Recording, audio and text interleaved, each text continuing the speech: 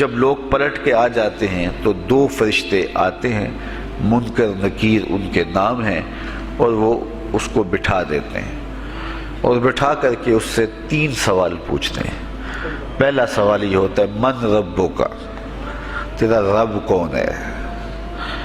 اب کوئی مانے یا نہ مانے، رب تو سب کا اللہ ہی ہے۔ اگر کوئی انکار بھی کرے تو اس کے باوجود اس کا رب کون ہے؟ اس کا رب اللہ ہے۔ تو دنیا کے اوپر کوئی اقرار کرے یا انکار کرے، لیکن نفس الامر میں، حقیقت میں اس کا رب اللہ ہی ہے۔ یہ تو حقیقت ہے، یہ تو طے شدہ ہے۔ لیکن جو عقیدہ دنیا پہ رہا ہوگا وہی عقیدہ اس کے لہجے میں آئے گا۔ اگر اس نے عملاً، رویتاً، قولاً، فعلاً اپنے اللہ کو اپنا رب مانا، رب کہتے ہیں کسی چیز کی تربیت اس کی استعداد ذاتیہ کے مطابق کرنے والا رب کہلاتا ہے۔ تو اللہ تعالیٰ جل شانہ ہم سب کا خالق بھی ہے، مالک بھی ہے، رازق بھی ہے، اور ہماری ضروریات کا وہ کفیل بھی ہے۔ وہ ہمارا رب ہے، اور صرف ہمارا رب ہی نہیں ہے، رب العالمین ہے، پورے جہانوں کا رب ہے، پوری کائنات کا رب ہے۔ خالق بھی سب کا وہی ہے اور رب بھی سب کا وہی ہے۔ جو اسے مانتا ہے اسے بھی رزق دیتا ہے، جو نہیں مانتا تو اس کے لیے بھی رزق کے دروازے بند نہیں کرتا۔ حضرت ابراہیم علیہ السلام کی عادت یہ تھی کہ جب تک کوئی مہمان نہیں آ جاتا تھا اتنی دیر تک کھانا نہیں کھاتے تھے۔ بھوک لگتی تو کوئی مہمان ڈھونڈتے تاکہ اس کے ساتھ بیٹھ کے کھانا کھاؤ۔ کھانا جتنا بھی مرغن اور جتنا بھی جو ہے وہ پرتکلف کیوں نہ ہو، اگر مہمان کے ساتھ کھایا جائے گا تو اس کا قیامت کے دن کوئی حساب نہیں ہوگا۔ تو مہمان کے ساتھ وہ کھانا کھایا کرتے تھے۔ مہمان اللہ کی رحمت ہوتا ہے۔ اچھا، وہ ایک دن مہمان ڈھونڈنے نکلے تو ایک بوڑھا شخص ملا تو اسے اپنے ساتھ گھر میں لے آئے، بٹھایا دسترخوان پہ۔ جب کھانے کا وقت آیا تو کہا کہ اللہ کے نام سے شروع کرو۔ اس نے کہا میں تو اللہ کا نام نہیں لوں گا، میں تو بتوں کا پجاری ہوں، بتوں کو پوجنے والا ہوں۔ حضرت ابراہیم علیہ السلام نے کہا کہ تیرے ساتھ میرا تعلق کوئی کاروباری، کوئی ذاتی، کوئی اور تو ہے نہیں، میں رب کے لیے ہی تو تجھے کھلا رہا ہوں، اور اگر تو رب کا نام ہی نہیں لے گا تو پھر میرا تیرا رشتہ کیا باقی بچتا ہے؟ اس نے کہا میں چند لقموں کے لیے اپنے بتوں سے بے وفائی نہیں کر سکتا۔ وہ غالب نے کہا تھا نا کہ وفاداری بشرط استواری اصل ایمان ہے، مرے بت خانے میں تو کعبے میں گاڑو برہمن کو۔ اس نے اپنے انداز میں ایک بات کی تھی کہ وفاداری بڑی چیز ہوتی ہے، تو اس نے بتوں سے وفاداری کا بھرم رکھا۔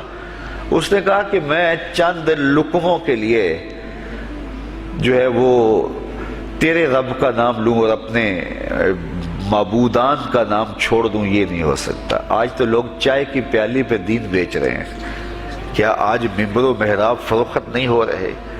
لیکن اس بوڑھے شخص نے کہا کہ میں چند لقموں کے لیے، چند ٹکڑوں کے لیے میں اپنے بتوں سے بے وفائی نہیں کر سکتا۔ حضرت ابراہیم نے کہا تو اگر بتوں کے ساتھ اتنی محبت رکھتا ہے تو پھر میں بھی رب کے نام کے علاوہ تجھے دینے پہ آمادہ نہیں ہوں۔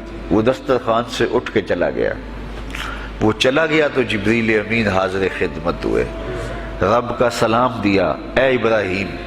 رب سلام دیتا ہے اور فرماتا ہے تو نے آج میرا ایک بندہ ناراض کر دیا۔ یا اللہ، وہ تیرا بندہ تھا، اس کو تو تیرا نام لینا بھی گوارا نہیں تھا۔ کہا ابراہیم اس کی عمر کتنی ہوگی؟ یا اللہ 80 سال کے قریب ہوگی۔ کہا اتنا عرصہ ہو گیا میں اس کو رزق دے رہا ہوں، تو ایک دن نہیں کھلا سکا؟ اب ابراہیم علیہ السلام اس کو ڈھونڈنے نکلے ہیں۔ وہ کسی پہاڑ پہ چڑھ رہا تھا، دور سے آواز دیو میاں آ جاؤ، کھانا ٹھنڈا ہو رہا ہے۔ اس نے کہا تم تو بڑے سخت تھے، لہجے میں، رویے میں تبدیلی کیسے آ گئی؟ کہا کہ اسی رب کا پیغام آیا ہے کہ مجھے اتنا عرصہ ہوا اسے کھلاتے ہوئے، وہ مجھے نہیں بھی مانتا تھا، پھر بھی میں اس کی ضروریات کو پورا کرتا رہا ہوں، اور تم ایک دن نہیں دے سکے؟ تو آؤ کھانا ٹھنڈا ہو رہا ہے۔ کہا تیرے رب کا نام نہیں لوں گا۔ کہا نہ لینا۔ کہا اتنی تبدیلی، کہا اسی رب کا سندیس آیا ہے، اسی رب کا پیغام آیا ہے۔ کہا پھر کھانا بعد میں کھاؤں گا، پہلے اپنے رب کا مجھے غلام بنا لے۔ تو کوئی مانے اس کو بھی دیتا ہے، کوئی نہ مانے اس کو بھی دیتا ہے، بلکہ دنیا کے اوپر کافروں کو زیادہ دیتا ہے۔ ایک روایت میں آتا ہے کہ اگر اہل ایمان کی دلجوئی کا لحاظ نہ ہو تو کافروں کے گھروں کی سیڑھیاں سونے اور چاندی کی ہوں، لیکن یہ کہیں گے ہمیں تو مار ہی دیا ہے۔ اور اقبال نے کہا تھا نا کہ کافر کو دیے حور و قصور اور مومن کے لیے فقط وعدہ حور۔ تو اس لیے ان کی دلجوئی ہے، ورنہ کافروں کو اتنا دور، چونکہ ان کا حصہ آخرت میں نہیں ہے، ان کا حصہ صرف دنیا ہے۔ دنیا پہ عیش کریں، دنیا پہ عیش و عشرت کی زندگی گزارے، دنیا ہی دنیا، آخرت میں ان کا کوئی حصہ نہیں۔ اور مومن کا آخرت میں حصہ ہے، اور دنیا کے اوپر جو تکلیفیں آتی ہیں ان تکلیفوں کا بدلہ اس کو قیامت کے دن دیا جائے گا۔ بلکہ صحیح حدیث میں آتا ہے کہ جب اہل بلا کو ان پر آنے والی مصیبتوں کا صلہ دیا جائے گا تو لوگ آرزو کریں گے کاش ہمارے بدن کو لوہے کی کینچیوں سے کاٹ دیا ہوتا، اور دنیا کے اوپر ہمیں بھی تکلیفیں، اذیتیں، آلام و مصائب آئے ہوتے۔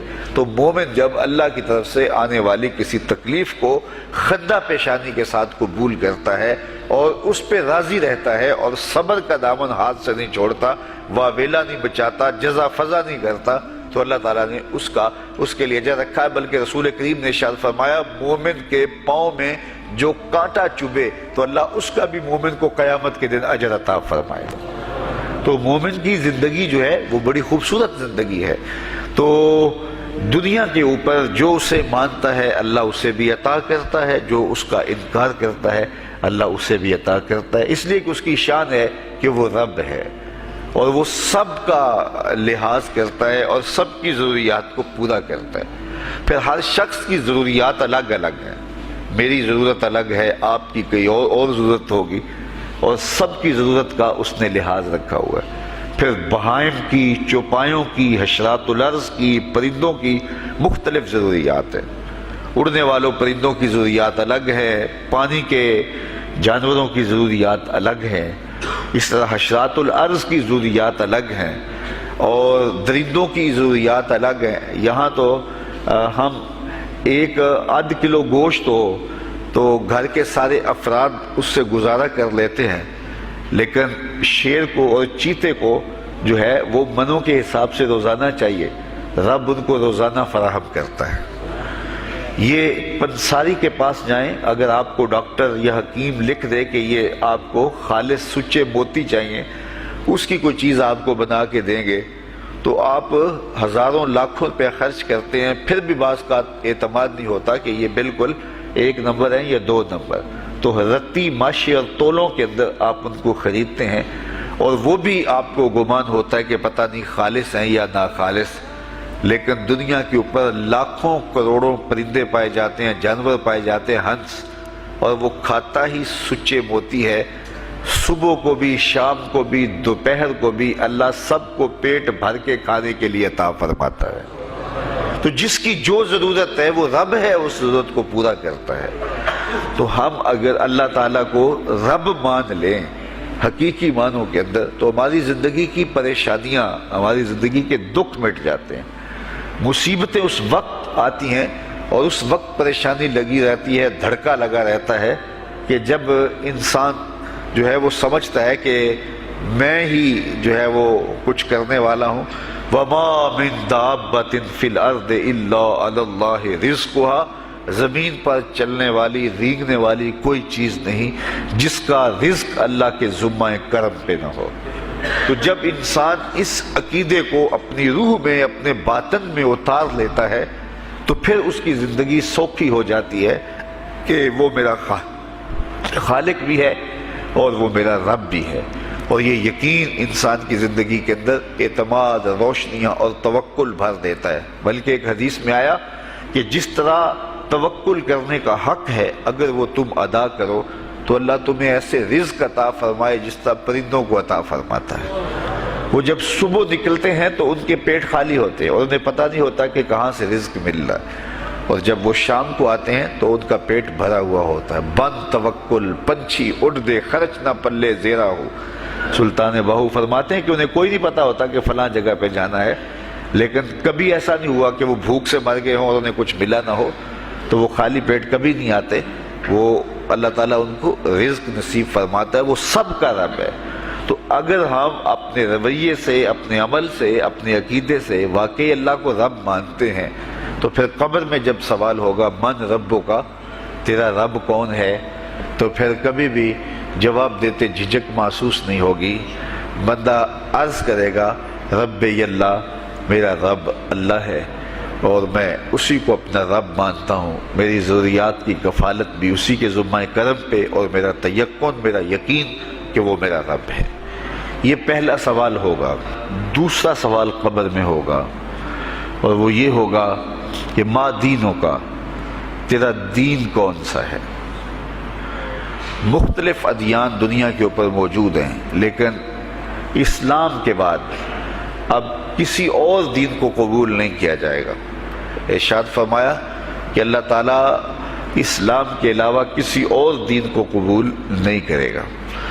تو یہ اگر میں اپنے عمل سے، اپنے رویے سے، اپنے طرز زندگی سے، اپنے انداز معاشرت سے اسلام کو اپنے اوپر غالب کر لیا، تو پھر قبر میں جواب دیتے ہوئے کوئی جھجک محسوس نہیں ہوگی۔ بندہ عرض کرے گا کہ دینی الاسلام، میرا دین اسلام ہے، میرا طرز زندگی، میرا انداز معاشرت، میرا سبھی کچھ اسلام کی مطابقت میں تھا، اور میں اسی کو اپنا دین مانتا ہوں، صرف زبان سے نہیں، اپنے رویے سے بھی، اپنے طرز زندگی سے بھی، اپنے انداز معاشرت سے بھی۔ تو یہ جو ہم اسلام کے دائرے میں داخل ہوتے ہیں اور ہم اپنے دین کو اسلام قرار دیتے ہیں، تو دین انسان کی زندگی کے تمام شعبوں پر حاوی ہوتا ہے، اور اس کا طرز زندگی، اس کا انداز معاشرت اس کی مطابقت میں ہونا چاہیے۔ تو قبر میں یہ سوال پوچھا جائے گا کہ تیرا دین کیا ہے، باوجود کہ اللہ تعالیٰ جل شانہ کو پتہ ہے کہ اس کا دین کیا تھا، اللہ کو پتہ ہے کہ یہ کس کو رب مانتا تھا، لیکن قبر میں یہ سارا سلسلہ ہوگا، اور صحیح احادیث کے اندر ان سوالوں کا تذکر آیا ہے کہ یہ سوال پوچھے جائیں گے کہ تیرا دین کیا ہے۔ اب اس نے اگر اپنا طرز زندگی، اپنا انداز معاشرت اسلام کی مطابقت میں رکھا ہوگا، اور دین کو اس نے دین سمجھا ہوگا، اسلام کو ہی اپنا دین عملاً، رویتاً، ہر خوشی غمی کے موقع پہ اس نے اسلام کو ہی ترجیح دی ہوگی، تو پھر اس کو کوئی جھجک نہیں ہوگی جواب دیتے ہوئے کہ میرا دین اسلام ہے، میرے شب و روز، میری زندگی کے نشیب و فراز، میری زندگی کی کا گوشہ جو ہے وہ اسلام کی مطابقت میں گزرتا تھا۔ تو پھر وہ سیدھا سیدھا جواب دے گا دینی الاسلام۔ اس لیے ہمیں اس سوال کی تیاری بھی کرنی چاہیے کہ ہماری نجی زندگی ہو یا ہماری اجتماعی زندگی ہو، ہماری گھریلو زندگی ہو یا ہماری معاشرتی زندگی ہو، ہماری ذاتی زندگی ہو یا ہماری سیاسی زندگی ہو، ہماری جس طرح کی بھی زندگی کے جو بھی شعبہ جات ہیں، سب میں ہم دین کو غالب کریں۔ ہم صرف مسلح کے مسلمان نہ بنیں کہ 5 نمازیں پڑھ لیں اور ہم کہتے ہیں مسلمان ہیں، روزے رکھ لیے، تراویح پڑھ لی، اور ہم نے جو ہے وہ زکوٰۃ دے دی اور حج کر لیا، تو اس سے ہم مطمئن ہو گئے کہ ہم مسلمان ہیں۔ اسلام ایک مکمل اور اکمل اور کامل ضابطہ حیات ہے، اپنے ماننے والوں کو زندگی گزارنے کا پورا اسلوب اور مکمل کامل رہنمائی دیتا ہے۔ ہم نے ہمسایوں کے ساتھ سلوک کیسے کرنا ہے، یہ ہمیں اسلام بتاتا ہے۔ ہم نے بیوی کے ساتھ سلوک کیا کرنا ہے، یہ ہمیں اسلام بتاتا ہے۔ اولاد کی تربیت کیسے کرنی ہے، اسلام کی واضح تعلیمات ہیں۔ ہم نے سفر کرنا ہے تو انداز سفر کیا ہونا چاہیے، اسلام نے ہمیں بتایا۔ کاروبار کرنا ہے تو ہم جو ہے وہ کیا کاروبار کو مارکیٹ سے سیکھیں گے یا اللہ اور اس کے رسول سے سیکھیں گے، تو ہمیں اللہ اور اس کے رسول نے واضح 2 ٹوک اور سیدھے سیدھے احکام دیے ہیں کہ تم جب کاروبار کرو تو تم جو ہے وہ اس انداز کے ساتھ کاروبار کرو، کم نہیں تولنا، کم نہیں ناپنا، جھوٹی قسم نہیں کھانی، سود نہیں لینا۔ تو یہ ساری چیزیں، ملاوٹ نہیں کرنا، ایک ایک چیز جو ہے وہ اسلام نے ہمیں فراہم کی ہوئی ہے۔ تو پورا دین جو ہے جب ہم اختیار کریں گے، ہمارے رویے، ہمارا طرز زندگی، ہمارا انداز معاشرت، جب دین اسلام کے مطابق ہوگا تو قبر میں اس سوال کا جواب دینا ہمارے لیے کوئی مشکل نہیں ہوگا۔ اور اگر ہمارا طرز زندگی کچھ اور طرح کا ہوگا تو کیا صرف یہ کہہ دے کہ ہم مسلمان ہیں؟ یہ تو پھر ایک کافر بھی کہہ سکتا ہے کہ میرا دین اسلام ہے، ایک منافق بھی کہہ سکتا ہے کہ میرا دین اسلام ہے، لیکن ایسا نہیں ہوگا۔ جو ہماری کیفیت قلب ہوگی قبر میں اس کا جواب اس کی مطابقت میں آئے گا۔ وہاں یہ دنیا کے معاملے یا دنیا کی یادداشتیں نہیں ہوگی، وہاں کیفیت قلب کے مطابق جواب دیا جائے گا۔ یہ کافر جواب نہیں دے سکے گا کہ میرا رب اللہ ہے، کیونکہ وہ عمل سے رویے سے اس کو اپنا رب نہیں مانتا ہے، تو حقیقتاً تو اس کا رب اللہ ہے لیکن وہ یہ جواب نہیں دے پائے گا۔ اسی طرح جو شخص اپنے طرز زندگی کے اندر اسلام کو داخل نہیں کر چکا ہے اور اسلام کو اس نے اپنا ہادی رہنما نہیں بنایا ہے تو وہ قبر میں اس سوال کا جواب کیسے دے سکے گا کہ میرا دین اسلام ہے، چونکہ اس کا رویہ، اس کا طرز زندگی اور اس کا انداز معاشرت ایسا نہیں رہا ہوگا۔ اس لیے ہمیں اپنی زندگی کے شب و روز کو اسلامی تعلیمات کے سانچے میں مکمل اور کامل طور پر ڈھالنا ہوگا، تاکہ جب قبر میں سوال ہو تو ہم جواب دے سکیں کہ ہمارا دین اسلام ہے۔ تیسرا سوال جس پہ فیصلہ ہو جائے گا اور اس کے بعد قبر میں یا جنت کا دروازہ کھول دیا جائے گا یا جہنم کی کھڑکی کھول دی جائے گی، وہ سوال تیسرا کیا ہوگا؟ اور وہ سوال بھی عقیدے کا ہے، بلکہ بخاری شریف کی ایک روایت کے مطابق 3 سوال نہیں ہوں گے، ایک ہی سوال ہوگا، اور وہ یہ تیسرا سوال ہوگا۔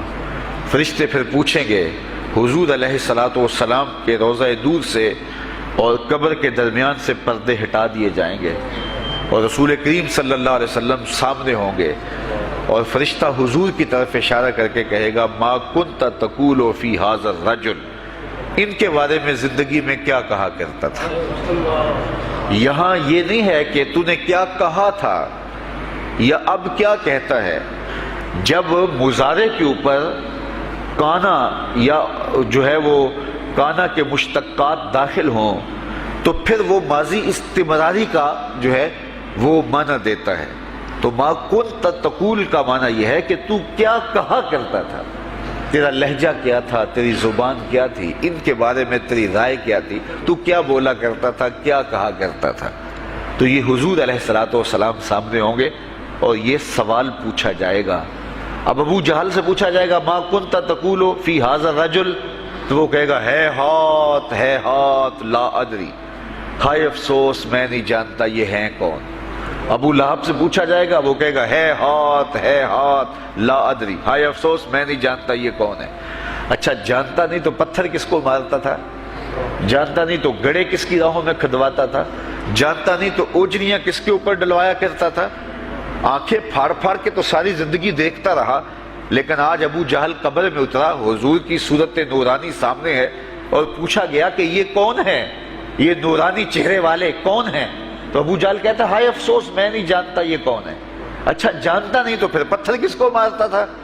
اللہ اکبر۔ اور 14 صدیاں گزرنے کے بعد ایک مومن لحد میں اترتا ہے اور پردے ہٹا دیے جاتے ہیں اور منکر نکیر سوال کرتے ہیں عامر چیمہ بتا یہ کون ہے؟ وہ کہتا ہے پیچھے ہٹو، پہلے پائے ناز کو بوسہ تو کر لینے دو، میں تو مر کے پہنچا ہوں یہاں اس دل ربا کے واسطے، یہ تو میرے بخت جاگے کہ وہ میری قبر میں آئے۔ وہ کسی شاعر نے کہا نا کہ آئے وہ میرے مزار پہ گھونگھٹ اتار کے، آئے وہ میرے مزار پہ گھونگھٹ اتار کے، مجھ سے تو نصیب اچھے ہوئے میرے مزار کے، یہ تو بخت سنور گئے کہ وہ میری قبر میں آئے۔ شیخ عبدالحق محدث دہلوی علیہ رحمہ لکھتے ہیں کہ جب سے یہ سنا ہے کہ قبر میں حضور آئیں گے، پتہ نہیں موت کہاں مر گئی ہے، جی چاہتا ہے زندہ ہی قبر میں چلے جائیں۔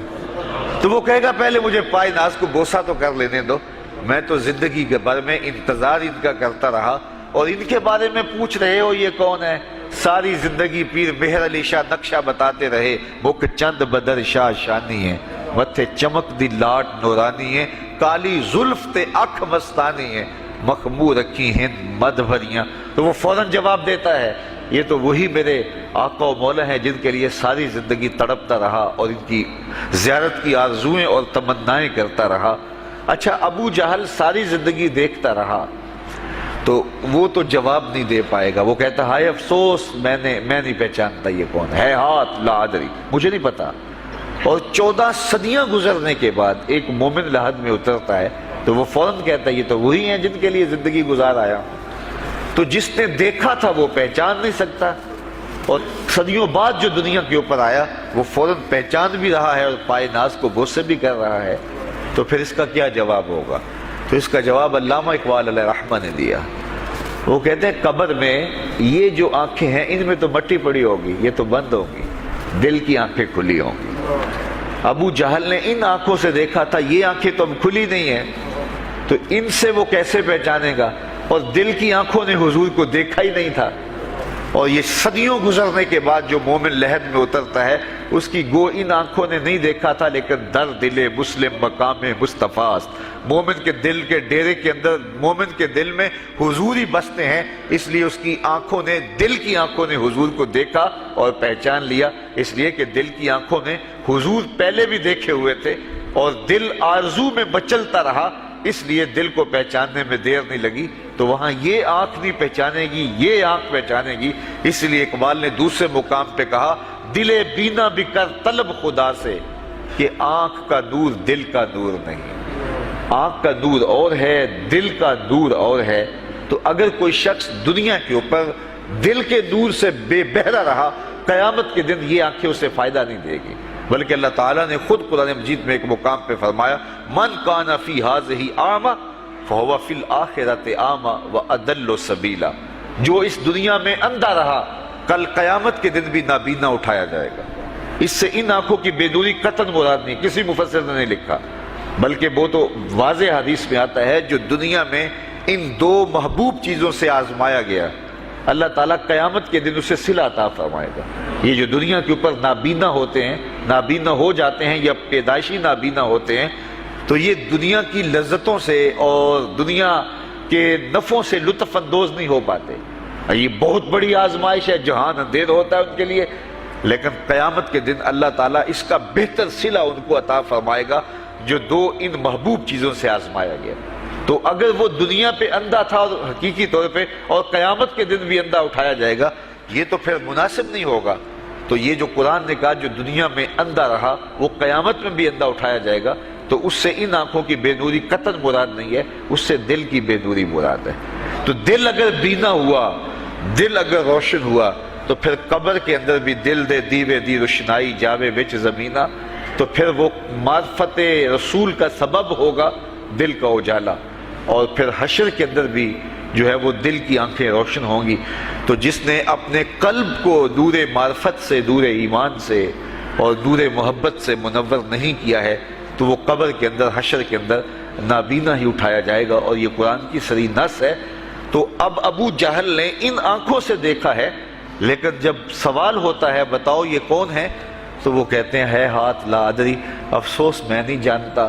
اور صدیاں گزرنے کے بعد ایک مومن لحد میں اترتا ہے، ظاہری ملاقات بھی نہیں ہے، جب اس سے پوچھا جاتا ہے یہ کون ہے، تو وہ کہتا ہوا محمد صلی اللہ علیہ وسلم، یہ تو وہی آقا ہے جن کے لیے ساری زندگی، جن کے تذکروں کی خوشبو سونگھتا رہا ہوں، تو مجھے تو جو ہے وہ ان کے پائے ناز کو بوسہ کر لینے دو۔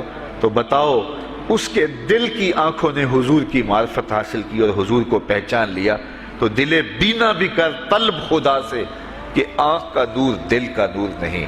تو حضور علیہ السلام کے حوالے سے جب سوال ہوگا، اگر اس سوال کا جواب نہیں آیا تو پھر جہنم کی کھڑکی کھول دی جائے گی، اور اگر اس سوال کا جواب آیا تو پھر جنت کے دروازے کشادہ کر دیے جائیں گے، اور جنت کی ٹھنڈی ہوائیں اس کی قبر میں آ جائیں گی، بلکہ حدیث میں آتا ہے اسے کہا جائے گا کہ نم کنومت العروس، ایسے سو جا جس طرح دلہن سوتی ہے۔ اور وہاں سے لے کر کے حشر تک کا سفر جو ہے اس کے لیے بہت لمبا سفر نہیں ہوگا، وہ ایسے ہوگا کہ جو ہے وہ ایک خوبرو کے گلے سے ہار گرے گا اور وہ موتی ٹوٹ کے گر جائیں گے، اور وہ اس کو چننے میں مصروف ہو جائے گا، ابھی سارے موتی چن نہیں پائے گا کہ قیامت آ جائے گی۔ یہ مومن کے لیے اللہ نے آسانی رکھی، 50,000 سال کا دن ہوگا یوم محشر، لیکن جو مومن ہوگا اس کے لیے حشر کا اتنا بڑا دن ایسے ہوگا جتنا عصر کا وقت ہوتا ہے، تو اتنے تھوڑے وقت میں اس کے لیے گزر جائے گا۔ تو یہ 3 سوال قبر میں پوچھے جانے ہیں، ہر شخص سے پوچھے جانے ہیں، مومن سے بھی پوچھے جانے ہیں اور کافر سے بھی اور منافق سے بھی۔